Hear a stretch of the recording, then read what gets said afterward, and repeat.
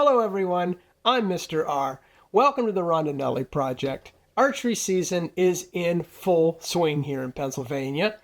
The rut is starting up a bit and the deer are beginning to move. Now, I wanted to film my harvest this year, but unfortunately things happened too fast. And while I was on stand, I missed my opportunity. That's just how it goes. My plan now is to film a doe harvest, and we'll see how that goes. Now, that being said, I was trying to get some footage the other night, and there was a teachable moment that occurred. And I wanted to share that, especially for the newer or younger archer out there. Let's just roll the clip and I'll show you what I'm talking about.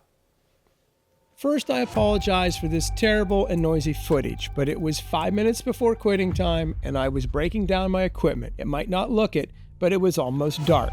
I was on the ground and in comes this young buck. I was totally unprepared, but I sat down, fumbled with the camera, and started filming anyway.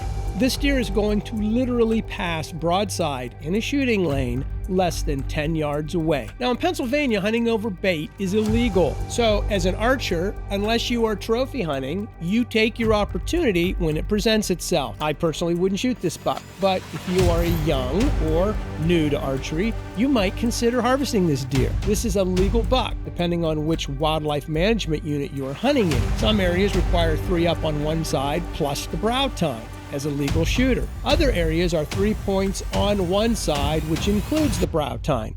After analyzing the footage, it was clear this was a 6 point, 2 up on both sides, plus the brow tines. Not legal in all wildlife management units.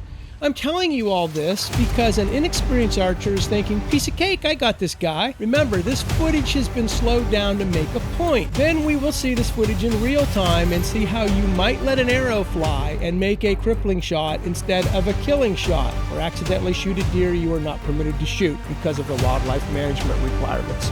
You have to draw, the deer entered stage right, it has to clear in slow motion. It appears you have all the time in the world. Watch what happens next.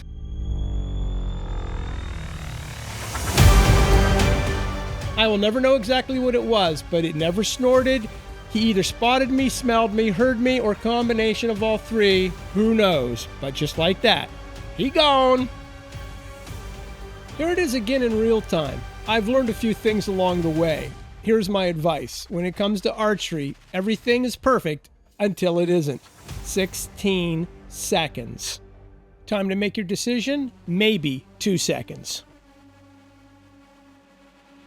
Show this to a young person learning to hunt, or an adult new to hunting, or digest it yourself.